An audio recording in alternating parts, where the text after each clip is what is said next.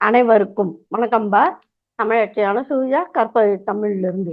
இந்த பதிவில் நாம் 2 வினாக்கள் காண இருக்கின்றோம்ப்பா. முதலாவது வினா வந்து 8 தொகை குறித்த கருத்துக்களை தொகுத்து எழுதுக அப்படின்னு சொல்லி கேட்டாங்கன்னா என்ன விடை எழுதலாம். அதே போன்ற 2வது வினா அதற்கான விடையை எழுதுவது எவ்வாறு என்பதை பற்றி இந்த பதிவில் நாம் காண இருக்கின்றோம். வீடியோவை முழுமையாக பாருங்கள். நன்றி. வாங்க வீடியோக்குள்ள போகலாம்.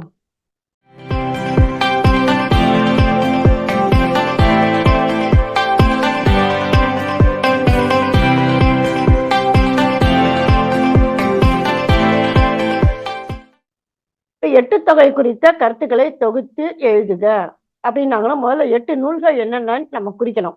நற்றிணை, அதாவது நற்றிணை 400, குறுந்தொகை 400, ஐங்குறுநூறு, 10 பரிபாடல், கலித்தொகை அதன் வேறு பெயர்கள் களி குறுங்கலி தொகை, அகநானூறு அதன் வேறு பெயர்கள் நெடுந்தொகை, அகம், அகப்பாட்டு, புறநானூறு அதன் வேறு பெயர்கள் புறம், புறப்பாட்டு, புறம்பு, 400. சரிங்களா? இப்ப இந்த நூல்கள் பற்றிய குறிப்புகள், பிற செய்திகள். 8 முதல் 2ம் நற்று 2ம் 400 பாடல்கள் உடையன. அதாவது முதல் 2 நூல்களும் ஈற்றில் இருக்கின்ற நூல்களும் 400 என்று அமைகின்றன. அதே போன்று பரிபாடலும் கலித்தொகையும் நீங்க ஏனைய 6ம் எண் அடிப்படையில் தொகுக்க பெற்று பெயர் பெற்றவை. பரிபாடல் கலித்தொகை தவிர பார்த்தீங்கன்னா புறநானூறு, அகநானூறு, அப்ப அந்த எண்களின் அடிப்படையில் தொகுக்க பெற்று பெயர் பெற்றன. 8 தொகை நூல்கள் பெரும்பாலானவற்றின் எண்ணிக்கையை எண்ணும் போது 10லும் 100லும் பழந்தமிழருக்கு இருந்த பற்று புலனாகும். இந்த மாதிரி 10, 100 அந்த மாதிரி சொல்றதுனால இது வந்து தமிழருக்கு வந்து இந்த மாதிரி எண்கள் மேல இருக்கின்ற அந்த பற்று நமக்கு புலனாகின்றது. அதே போன்று 10ம் புறநானூறும் நீங்களாக ஏனையவை அகப்பொருள் பற்றியன. அப்ப பாருங்க 8 நூல்கள்ல இந்த 2 நூல்கள் தவிர மீதி அகப்பொருள் பற்றியன அப்படிங்கிறாரு. அதாவது 6 நூல்கள். அவ்வாறுள்ளும் பரிபாடல் முற்றிலும் அகப்பொருள் பற்றியதா என்பது ஆய்வுக்கு உரியது. அதிலும் ஒரு நூல் பற்றோமானால் அகமா புறமா என்ற ஆய்விற்கு உரியது. அதே போன்று 10 பாட்டை விட 8 தொகை உள்ளே அகப்பொருள் நூல்கள் அதிகமாய் இருப்பது அறியத்தக்கது. பாப்பா நூல்கள் எண்ணிக்கை அதிகமா இருக்கு, ஆனா அகப்பொருள் நூல்கள் எண்ணிக்கை பார்த்தீங்கன்னா 10 பாட்டுல குறைவா இருக்கு. அதனால்தான் இந்த மாதிரி ஒரு ஒப்பீடு செய்கிறார் பாருங்க. 8 தொகையில 8 நூல்கள் தான், 10 பாட்டுல 10 நூல்கள். அப்ப அகநூல்கள் இதுல அதிகமா இருக்கணும் இல்லையா? கிடையாது. 8 தொகையில தான் அதிகமாக இருக்கின்றது. அதான் சொன்னார்ல 2 தவிர மீதி 6, அதிலும் 1 போச்சு அப்படின்னு சொல்லி சொன்னா மீதி 5 நூல்கள். சரிங்களா? இதற்கடுத்து என்ன எழுதலாம்? இப்ப இந்த நூல்களுடைய அடி வரையறை. நூலின் பெயர், சிற்றெல்லை, பேரெல்லை, இந்த 2 அடிகளுக்கு இடையே இருக்கின்ற வேறுபாடு என்ன அப்படிங்கிறது. அகநானூறு 13 அடி குறைந்தது, அதிக அளவு 31 அடி. அப்ப இந்த 2த்துக்கும் இடைப்பட்ட அடி அளவு எவ்வளோ? 18. அதே மாதிரி ஐங்குறுநூறு குறைந்தது 3, அதிக எல்லை 5, 2ற்கும் வேறுபாடு 2. அடுத்து கலித்தொகை 11 அடிகள் முதல் 80 அடிகள் வரை பாடப்படுகின்றது. இந்த 2க்கும் வேறுபாடு எவ்வளோ அப்படின்னா 69 அடிகள். அதாவது 80 - 11 69. சரி, இந்த 11 அடிகளை கொண்ட பாடல் எந்த திணை அப்படின்னா பாலை திணை. 80 வரைக்கும் பாடப்படுகின்ற திணை எது அப்படின்னா முல்லை திணை. நன்றாக பார்த்து கொள்ளுங்கப்பா, இதெல்லாம் யூஜிசிக்கு வருதுங்கப்பா. அடுத்து குறுந்தொகை 19 குறைந்த எல்லை 4, அதிக எல்லை 8.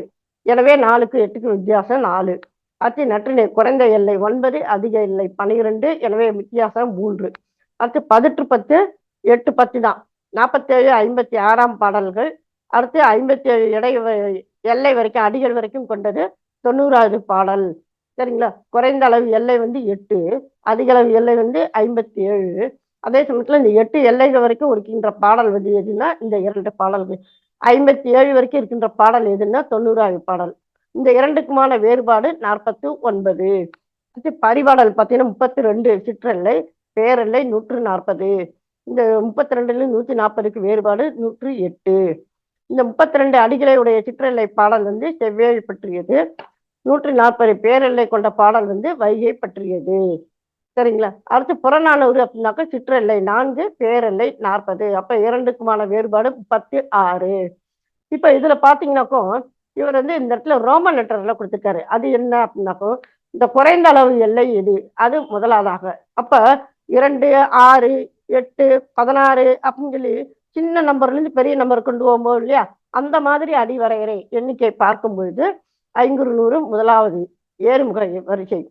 இது அடுத்து இரண்டாவது நற்றிணை, அடுத்ததாக மூன்றாவது குறுந்தொகை, அடுத்து நான்காவது அகநானூறு, அடுத்து ஐந்தாவது புறநானூறு, ஆறாவது பதிற்றுப்பத்து, ஏழாவது கலித்தொகை, இறுதியாக பரிபாடல்.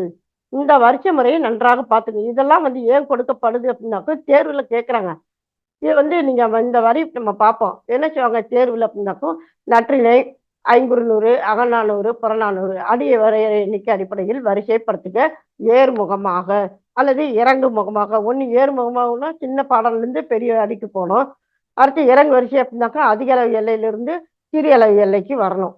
அந்த மாதிரி அப்ப 4 நூல்களை கொடுத்து இந்த மாதிரியான வினாக்களும் அமைவதுண்டு. அதே போன்று 8 தொகை நூல்களும் அதனுடைய பாடல் எண்ணிக்கையும் அப்படின்னாக்கும், இப்ப அகநானூறு 401 பாடல்கள். 401 அப்படின்னா என்ன அர்த்தம்? ஒரு பாடல் கூட்டல் 400. அந்த ஒரு பாடல் கடவுள் வாழ்த்து. சிதைந்து கிடப்பனவாக எதுவும் கிடையாது, முழுவதும் கிடைக்காம இருக்கிறதும் கிடையாது, முழுமையாக கிடைக்கின்றது அகநானூறு. அடுத்து 500 பார்த்தோம்னா 501 பாடல்கள், அதாவது 499. 1 கூட்டல் 500. இந்த 1 கடவுள் வாழ்த்து. இது சிதைந்து கிடக்கின்ற மாதிரியான நிலையில எந்த பாடலும் கிடையாது. முழுமையே கிடைக்காத பாடல்கள் பார்த்தீங்கன்னாக்கும் 129 பாடலும் 130 பாடலும் நமக்கு கிடைக்கவில்லை. ஆக 2 பாடல்கள் முழுமையாக கிடைக்கவில்லை. சரிங்களா? அப்ப 500ல இந்த 2 பட்சம் 498 தான் நமக்கு கிடைக்கின்றன அப்படின்னு நம்ம சொல்லணும். முழுவதும் கிடைப்பனன்னு சொல்லி 499 சொல்லியிருக்காங்க பாருங்க, இல்லைங்களா? அடுத்து ஏன்னா இந்த 2 போச்சு அப்படின்னு சொல்லி சொன்னா இந்த 501ல 2 போச்சுன்னா மீதி 499. அடுத்து கலித்தொகை 150 பாடல்கள். அடுத்து பார்த்தீங்கன்னா பிற இலைகள் இல்லை. அடுத்து குறுந்தொகை அப்படின்னா 402 பாடல்கள், அது 1 கூட்டல் 401 பாடல்கள். சரிங்களா? அடுத்து நற்றினை 401 பாடல்கள், 400. 1 கடவுள் வாழ்த்து 400 பாடல்கள். சிதைந்து கிடைக்கின்ற பாடல் எண்ணிக்கை 385. 234 பாடல்கள் முழுமையாக கிடைக்கவில்லை. சரிங்களா? அடுத்து பதிற்றுப்பத்து எடுத்தோம்னால் 86 பாடல்கள் மொத்தம். அந்த 86 முழுமையாக கிடைக்கின்றன. 1 கூட்டல் 80 கூட்டல் 5 பாடல்கள். இந்த 5 பாடல் என்னன்னாக்கும் பிற்காலத்தில் தொகுக்கப்பட்டனவாக கூறப்படுகின்றன. சரிங்களா? இந்த 5 பாடல்களையும் பார்த்தோமானால் சிதைந்து கிடைக்கின்றன. இந்த முதல் 10ம் 10ஆம் 10ம் நம்ம ஏற்கனவே பார்த்தோம். 10ல 2 போச்சுன்னா அப்படின்ட்டு அந்த முதல் 10 இறுதி 10 நமக்கு கிடைக்க பெறவில்லை. அடுத்ததாக பரிபாடல், அது பார்த்தீங்கன்னா 33 பாடல்கள், 22 கூட்டல் 11. இது பார்த்தீங்கன்னா தொகுக்க பெற்ற பாடல்கள். 2, 20, 22, 3, 5 ஆகிய 5 பாடல்கள் சிதைந்து கிடைக்கின்றன. அடுத்து 33 முதல் 70 வரை, அதாவது 37 பாடல்கள் முழுமையாக கிடைக்கவில்லை. அடுத்து புறநானூற்று 400 பாடல்கள் இருக்கிறது. 400 தானே, அதாவது 400 பாடல்கள் மொத்தம். அதுல 398 பாடல்கள் முழுமையாக கிடைக்கின்றன. சரிங்களா? தொடக்கம் இல்லாது, அதாவது 328ஆம் பாடல் மட்டும் சிதைந்து கிடைக்கின்றது. 267, 268 ஆக 2 பாடல்கள் மட்டும் நமக்கு முழுமையாக கிடைக்கவில்லை. அதனால்தான் 398ன்னு போட்டிருக்காங்க. சரிங்களாப்ப? அடுத்து இடையிலேயே சில பகுதிகள் இல்லாமல் இருக்கின்றன. அது என்னென்ன? அதாவது சிதைந்து கிடைப்பன அப்படின்னு சொல்றோம் இல்லையா, அது இந்த மாதிரியான பாடல்கள் இந்த மாதிரியான கிடைக்கின்றன. அடுத்து பிற்பகுதி இல்லாத அடுத்ததாக கருத்துக்கப்ப 8 தொகையில முழுமையாக கிடைக்கின்ற தொகை நூல்கள் அகம், கலித்தொகை, குறுந்தொகை, நற்றிணை. முழுமையாக கிடைக்கின்ற 8 தொகை நூல்கள் கலித்தொகை, புறநானூறு நீங்களாக ஏனையவை கடவுள் வாழ்த்தை 400க்கும் புறம்பாகவே பெற்றுள்ளன. இந்த சிதைவின் ஏறுமுக அடிப்படையில் நூல்களின் வரிசை, அதாவது நம்ம பாடல் அடிகள் இருக்கு இல்லையா, அந்த ஏறுமுக அடிப்படையினாக்க 500, புறநானூறு, பதிற்றுப்பத்து, பரிபாடல். இந்த அகநூல்கள் அதிக சிதைவின்றி இருப்பது நமக்கு மிகவும் நன்மையாக இருக்கின்றது. 500 நூற்றிலும் புறநானூற்றிலும் இடையில் 2 பாடல்கள் தொடர்ந்தால் போல் முழுமையும் காணப்பெறாமை குறிக்கத்தக்கது.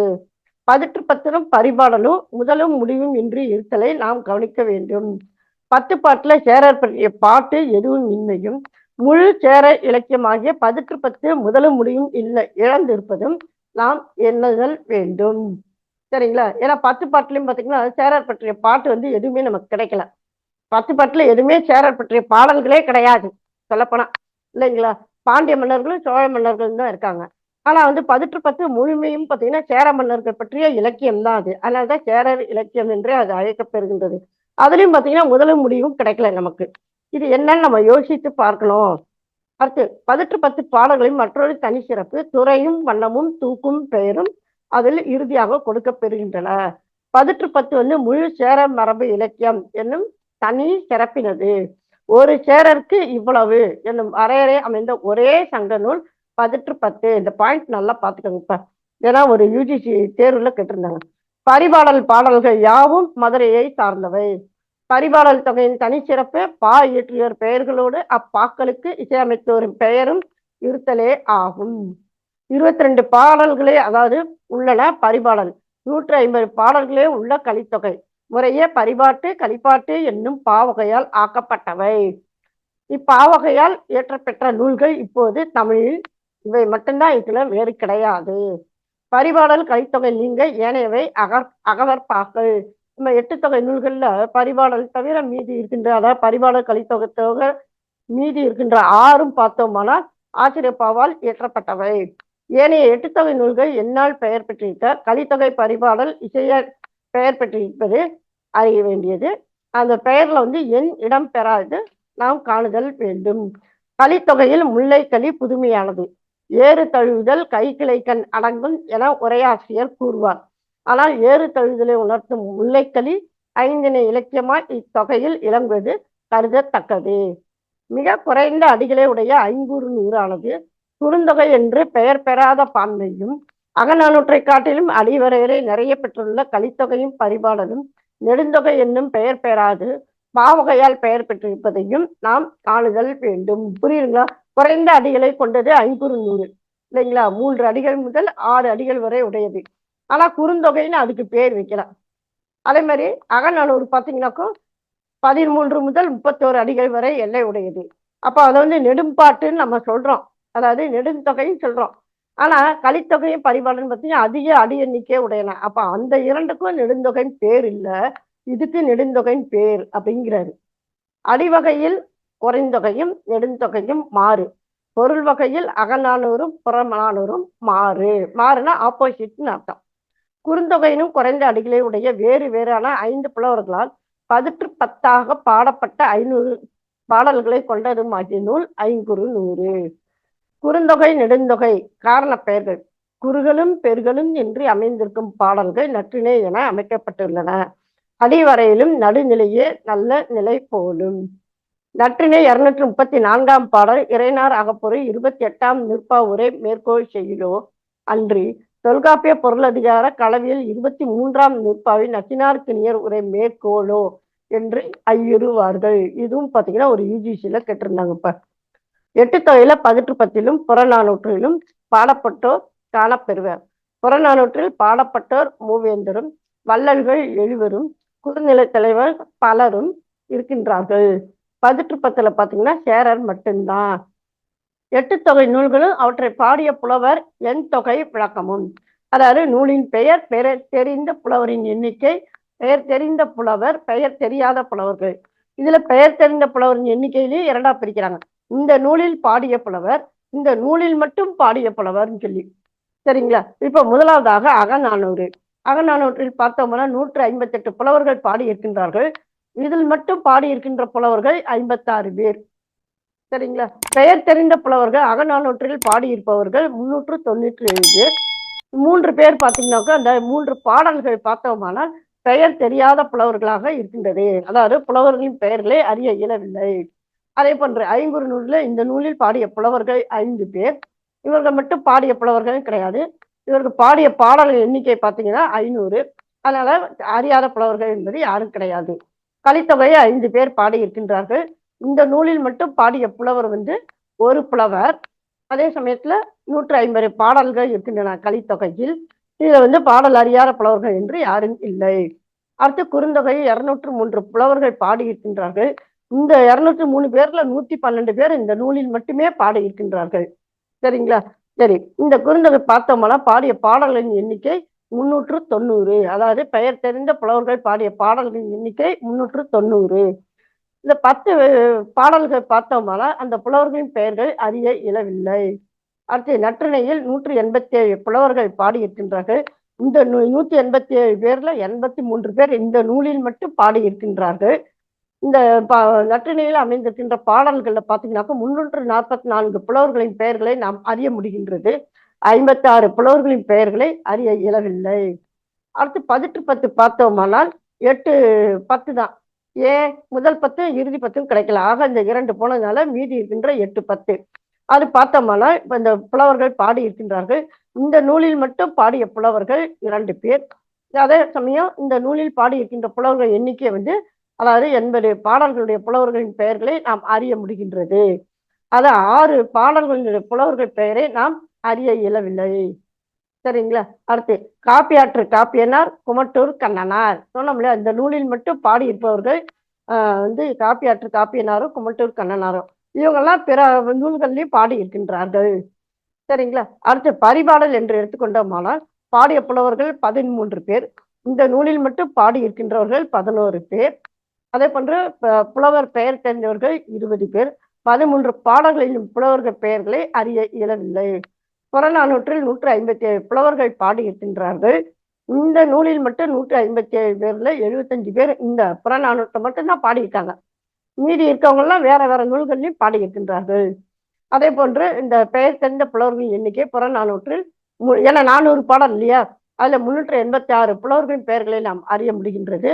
இந்த 400ல 386 போக மீதி 14 புலவர்களின் பெயரை அறிய இயலவில்லை. அதாவது 14 பாடல்களின் புலவர்களை அறிய இயலவில்லை.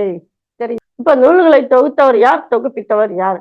அகநானூறு மதுரை உப்பூரி குடிக்கிறான் மகனார் உருத்திர சன்மனார். தொகுப்பித்தவர் பாண்டியன் உக்கிர பெருவெழுதி.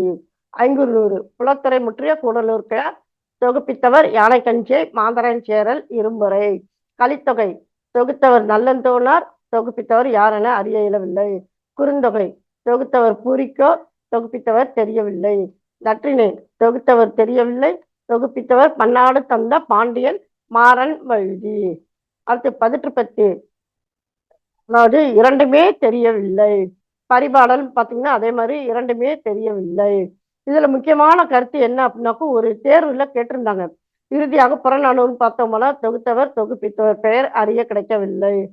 இதுல ஒரு தேர்வுல என்ன கேட்டிருந்தாங்க அப்படின்னா 4 நூல்களுடைய பெயரை கொடுத்து பாண்டிய மன்னர்களால் தொகுத்த நூல்கள் யாவை இருந்துட்டு பாத்தீங்கன்னா இதுவும் பாண்டிய மன்னன், இதுவும் பாண்டிய மன்னன்பா. சரிங்களா? சேர மன்னனால் தொகுப்பிக்கப்பட்ட நூல் எது அப்படின்னாக்கும் 500 அப்ப இதுலயும் பாருங்க சோழ மன்னர்கள் யாருமே இல்லை, பாண்டிய மன்னர்கள் ஒருத்தர் சேரன். சரிங்களா? அதனால நன்றாக பார்த்து கொள்ளுங்கள். அடுத்ததா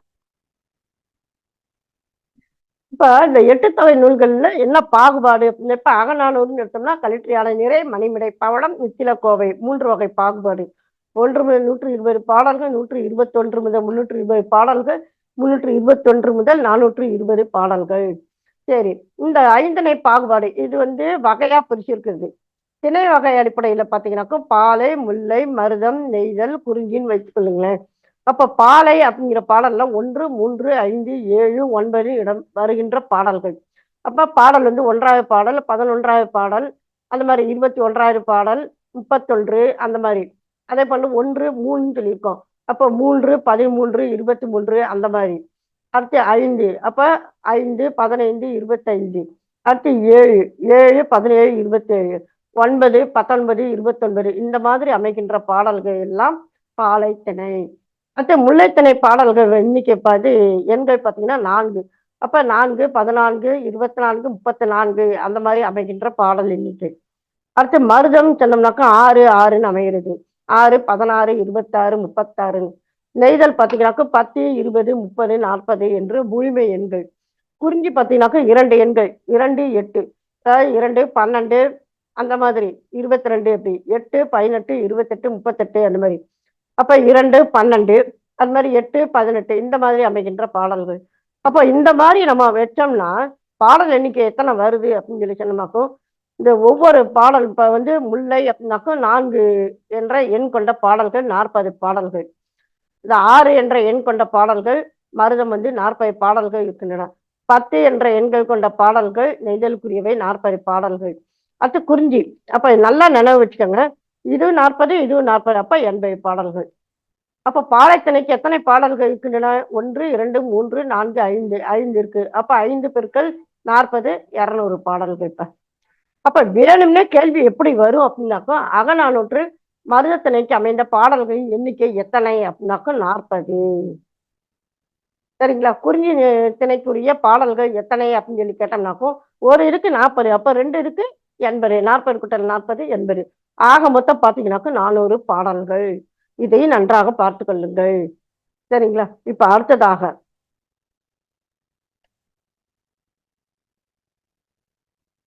இப்ப நம்பர் பார்த்தோம் இல்லையா? அந்த நம்பர் வந்து நம்ம நினைவு வச்சுக்கிறதுக்காக ஒரு பாட்டு. வியமெல்லாம் வெண்தேர் இயக்கம். வியம்னாக்கும் ஒற்றைப்படைன்னு அர்த்தம். நம்ம கணிதத்துல படிச்சிருக்கோம். எண்கள், இயல் எண்கள் அப்படின்னு சொல்லி பகுப்பு எண்கள் சொல்லிட்டு. அதான் 1, 3, 5, 7. கயம் மலர்ந்த தாமரை 6ஆக. தாமரை எதுல பூக்கும்? நெய்தல்ல. அப்ப அதெல்லாம் 6. தகவெறி காமர் நறுமுல்லை 4ஆக. நாட்டி வெறிமாண்ட 8ம் 2ம் குறிஞ்சியா. குட்டத்து இவர் திரை 10. திரைன்னா என்ன அர்த்தம்? அலை வீசுகின்றது அப்படின்னாக்கா நெய்தல் திணை. எனவே அது 10ன்னு வர்றது. அடுத்து இயற்பட யாத்தான் தொகையில் நெடியதனை தோலா செவியான் வகையின் நெடியதனை வைப்பு. இன்னொரு பாடல் இருக்கின்றது. 1, 3, 5, 7 ஒன் மான் பாலை. அப்ப 1, 3, 5, 7 ஒன்பான் பாலை. ஓதாது நின்றவற்றில் 4 நெறிமுல்லை. அன்றைய 6ஆம் மருதம் அணி நெய்தல் 2. கூறாதவை குறிஞ்சி கூற்று. அப்ப நெய்தலுக்கு அப்படின்னு சொல்லி இது பண்ணிட்டோம்னாக்கா 2ன்னா எத்தனை? 10ன்னு அர்த்தம். அப்ப அதுல கூறாத நம்பர் என்னென்ன அப்படின்னு சொல்லி சொன்னோம்னாக்கும் 2, 8. அதெல்லாம் வந்து குறிஞ்சிக்கு உரியவை. சரிங்களா? பாலை வியம் எல்லாம் பாருங்க. பாலை வியம் எல்லாம் இயந்தாக்கும் இயல் எண்கள் 1, 3. 10ஆம் பனி நெய்தல் 4 நளிமுல்லை. நாடுங்கால் மேலைவோர் தேரு 2, 8. அதாவது இவை குறிஞ்சி. செந்தமிழின் 6 மருதம் அகம். அதாவது அகநானூறு. சரிங்களா? இப்ப இவற்றுக்குரிய ஆசிரியர்கள் யாரு? மருதம் ஓரம்போக்கியார், நெய்தல் அம்மூவன், கருதும் குறிஞ்சி கபிலன், கருதிய பாலை ஓதலாந்தை, பனிமுல்லை பேயன், நூலை ஓது ஐங்குறு நூறு. அப்ப ஐங்குறு நூற்றுல ஒவ்வொரு திணையையும் பாடிய புலவர்கள் யார் யார் அப்படின்னு. மருதம் பாடியவர் ஓரம்போகி, பாலை பாடியவர் ஓதலாந்தை. சரிங்களா? இப்ப கலித்தொகைக்கு அதன் ஆசிரியர்கள் பெருங்கடுங்கோன் பாலை, கபிலன் குறிஞ்சி, மருதன் இளநாகன் மருதம், அரும்சோழன் நல்லூர்திறன் முல்லை, நல்லந்துவன் நெய்தல், கல்வி வளார் கண்ட களி. களின்னா கலித்தொகை. இதே இன்னொரு பாட்டு. போக்கெல்லாம் பாலை புணர்தல் நறுங்குறிஞ்சி, ஆக்கமலி ஊடல் அணிமருதம், நோக்கொன்று இருத்தல் முல்லை, இறங்கிய போக்கு நேர் நெய்தல், புல்லும் களிமுறை கோப்பு. அதாவது ஒவ்வொரு திணையினுடைய உரிப்பொருள் கொடுத்திருக்கின்றார்கள். அடுத்து பரிபாடலுக்கு யார் யாருக்கு உரியது? பரிபாடல் திருமாலுக்கு 24. 24ன்னா 8. செவ்வேழுக்கு 31 பாட்டு 31 பாடல்கள். காடுகாட்கு 1. காட்டினை காப்பவளுக்கு அதாவது கொற்றவைக்கு 1 பாடல். மறுவினிய வையை 26. வையைக்கு 26 பாடல். மாமதுரை 4. மதுரை கூட்ட பாடல் 4. செய்ய பரிபாடல் திறம். சரிங்களப்ப? அப்போ எட்டு தொகையை பற்றிய கருத்துக்களை எடுத்துரைக்க அப்படின்னு சொல்லி சொன்னாக்கும் இத்தனை கருத்துக்களையும் நம்ம இது வரைக்கும் பார்த்த கருத்துக்களை எல்லாம் மொத்தமா எடுத்துரைக்கணும். இப்ப சரிங்களா? மறந்துடாதீங்க. பாடல் வரிகளைலாம் நினைத்து எழுதணும். இப்ப எட்டு தொகையின் உரைகளை எடுத்து உரைக்க அப்படிம்பாங்க. அப்ப எட்டு தொகையாக சங்க நூல்கள் முதல்ல யார் என்னென்ன அப்படிங்கிற நம்ம கொடுத்துடலாம். நற்றினை, நல்ல குறுந்தொகை, 500, ஒத்த 18 ஓங்கு பரிபாடல், கற்றறிந்தார் எட்டும் களி, அகம்புறம் அதாவது அகநானூறு புறநானூறு, இத்திரத்த 8 தொகை. ஆக முதல்ல இந்த நூல்கள்லாம் இருக்கு அப்படிங்கிறது நம்ம முதல்ல பட்டியல் கொடுக்கணும். இப்ப அதுக்கப்புறம் இந்த 8 நூல்களையும் இவற்றுக்கு எழுந்த பண்டைய உரைகளையும் உரைகளின் காலத்தையும் நம்ம பின்னால பார்க்கலாம் அப்படின்னு சொல்லிட்டு இந்த மாதிரி கொடுக்கணும். இப்ப அதாவது நற்றினை பழைய உரை இல்லை, உரையினுடைய காலம் அதனால் குறிக்கப்பெறவில்லை. அடுத்து குறுந்தொகை பழைய உரை கிடைக்கின்றது. பேராசிரியர் நச்சினாருக்கு நேரும் எழுதியிருக்கின்றார்கள், ஆனால் உரை கிடைக்கவில்லை. அவற்றின் காலம் 13ஆம் நூற்றாண்டு 14ஆம் நூற்றாண்டு. 500 18 ஆகிய இரண்டிற்கும் பழைய உரை கிடைக்கின்றன. காலம் 13ஆம் நூற்றாண்டு. பரிபாடலுக்கு பரிமேல் அழகரின் பழைய உரை கிடைக்கின்றது. காலம் 13ஆம் நூற்றாண்டு. கலித்தொகைக்கு நச்சினார்க்கினியரின் பழைய உரை கிடைக்கின்றது 14ஆம் நூற்றாண்டு. அகநானூற்றுக்கு பழைய உரை இருக்கின்றது, ஒரு பகுதிக்கு மட்டும் அது கிடைக்கின்றது. பார்த்தீங்கன்னாக்கா உரையின் காலம் 13ஆம் நூற்றாண்டு. புறநானூறுக்கு பழைய உரை இருக்கின்றது, ஒரு பகுதிக்கு மட்டும், காலம் 12ஆம் நூற்றாண்டு. எட்டுத்தொகையில 7 நூல்களுக்கு உரை இருக்கும்போது முதல் நூலாகிய நற்றிணைக்கு மட்டும் உரை யாரும் எழுதவில்லை அப்படிங்கிறது நமக்கு கருத முடியவில்லை. உரை இருந்து கிடைக்கவில்லை என்றுதான் நாம் கூறுதல் வேண்டும். சரிங்களா? இதெல்லாமே பாத்தீங்கன்னா அருணாச்சலம் அவர்கள் தருகின்ற கருத்துக்கள். சரிங்களா? அவர் நல்ல ஒரு தமிழ் ஆளர், தமிழ் பற்றாளர் அப்படிங்கிற நல்ல ஒரு தமிழ் திறனாய்வாளர். பார்த்தீங்கன்னா ஒவ்வொரு நூற்றாண்டு வாரியாக நூல்கள் தொகுத்து அவர் இந்த மாதிரியாகலாம் எழுதியிருக்கின்றார்ப்பா. சரிங்களா? அப்போ இது வரைக்கும் எட்டு தொகை பற்றிய தொகுத்து எழுதுக அப்படின்னு சொல்லி சொன்னாலும், அடுத்து 2வது வினா எட்டு தொகை உரைகள் பற்றி எழுதுக அப்படின்னு சொல்லி இது ஒரு பக்க வினாவாக அமையும்ப்பா. சரிங்களா? இந்த மாதிரி விடைகள்லாம் குறித்து எழுதல் வேண்டும். சரிங்களா? மீண்டும் ஒரு புதிய பதிவில் சந்திப்போம். நன்றி, வணக்கம்.